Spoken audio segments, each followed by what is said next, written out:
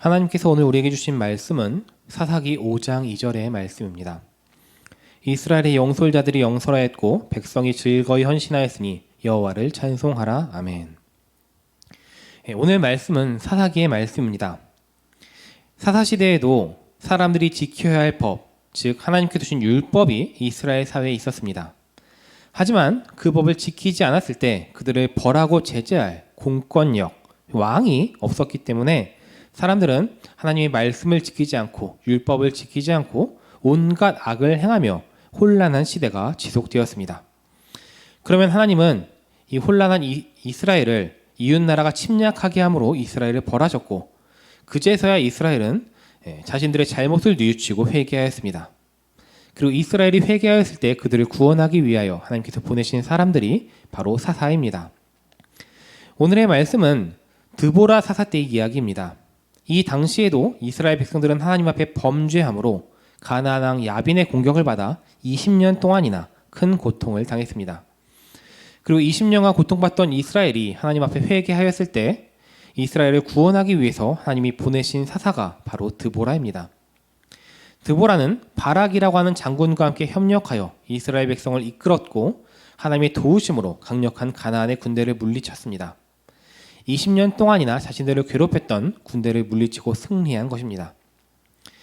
그리고 이 승리를 거둔 기쁨을 노래한 것이 오늘 우리가 살펴본 5장의 말씀입니다. 그런데 이 2절을 보면 드보라와 바락은 승리의 기쁨을 노래하면서 가장 먼저 이스라엘의 영솔자들이 영솔하였고 백성들이 즐거이 헌신하였다라고 노래합니다. 좀 더 쉬운 말로 번역된 우리말 성경을 보면 이스라엘 지도자들이 앞장서고 백성들이 자원의 전쟁에 나갈 때라고 노래합니다.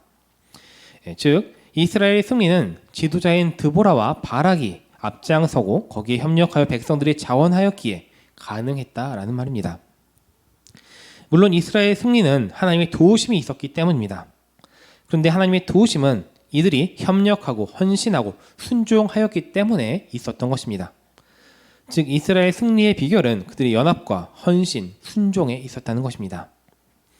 이처럼 하나님은 사람들의 연합과 헌신을 통하여 일하십니다. 하나님께서는 한 사람을 세워 그에게 일을 맡기실 때 그 사람 혼자 일하게 두시는 것이 아니라 항상 그를 도울 수 있는 사람을 붙여서 함께 협력하여 일하게 하십니다.